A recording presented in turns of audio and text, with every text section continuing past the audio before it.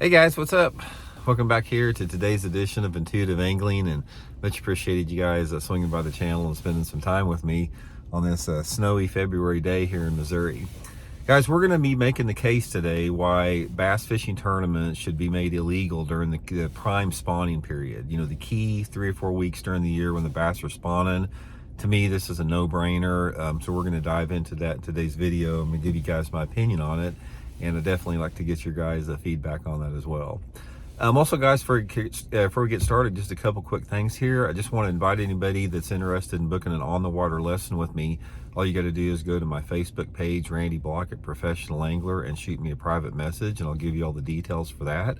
And also, guys, I'll invite you to check out my Tackle Warehouse link in the description of the video. If you guys are wanting to get stocked up on your spring fishing tackle, that's no better way to do that. They got everything you need, and by using the link in the description, it's a good way to support intuitive angling here, so really appreciate that.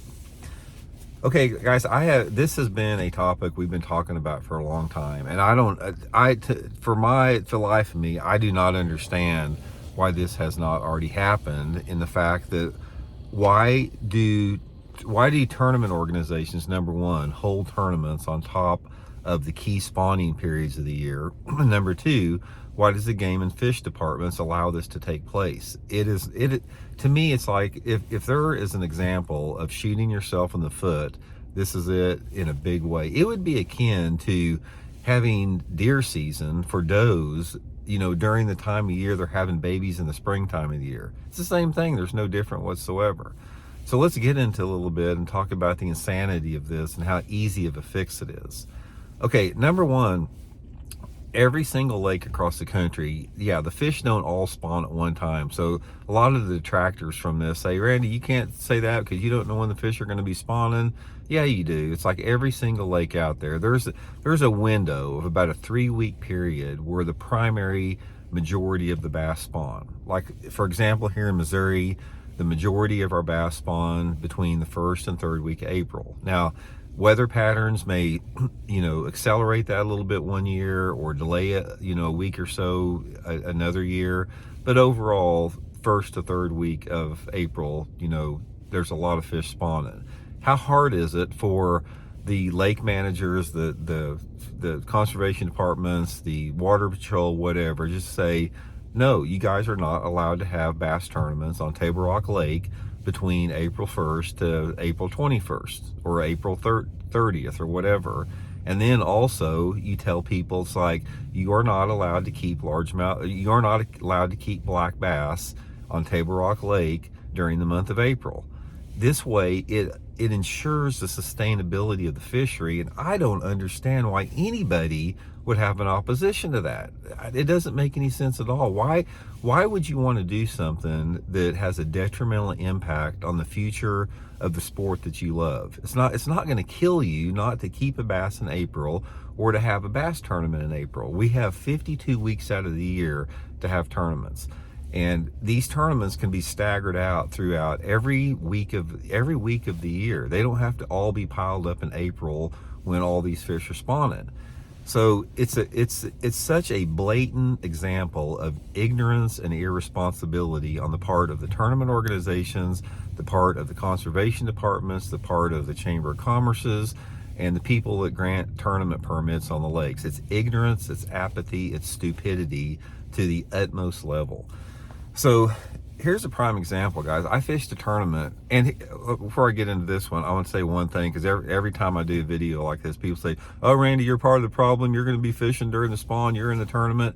Guys, we don't dictate the schedule. We can't pick and choose which tournaments we fish. That would be like you going into your job Monday morning and say, well, I don't like this deal that my boss said we have to do, so I'm just going to quit my job. You can't do that. You have to work within the parameters of the tournaments that you have here. Now, we can vocalize our opposition to it, which I am right now, but ultimately you have to fish when they tell you to fish if you want to be a tournament angler. But we can try to push them in the right direction, because make no mistake about it, guys, just because somebody runs a tournament organization doesn't mean that, they're the smartest people in the world. I found that out in a big way. So anyway, last year, guys, it was the middle of April. We had a BFL tournament down at Table Rock Lake at the middle of April. And it was on a Saturday. The same day that we had our BFL tournament, which was a 200 boat tournament, they had some KVD big bass tournament going on with 500 boats. They had a kayak tournament going on with like 150 boats. They had about 10 club tournaments going on with however many boats the club tournaments they had. They had a Joe Bass team tournament going on, and there was some other deal going on. But anyway, the Lake Patrol had estimated that there were over 1,000 tournament boats in one day on Table Rock Lake on that Saturday. And we were sitting around getting ready to blast off that morning, and they came across the speaker saying there had already been a boat wreck before we took out that morning. So what are we doing? Who are the freaking brain dead suckers that are setting this up like this to force people to fish on top of each other and to force people to fish during the spawn? So I've talked about this, guys. This has been something that's not new. This has been something that has gone on ever since I started tournament fishing. And I still to this day do not understand why a tournament director or the people that schedule tournaments would want to put a tournament on top of the spawn to undermine the very sport that they love to do. So this isn't like the cheater box that has, that we know that there's, money involved in it. And we know the reason that they don't do the right thing with the cheater box is because they're making money off of it.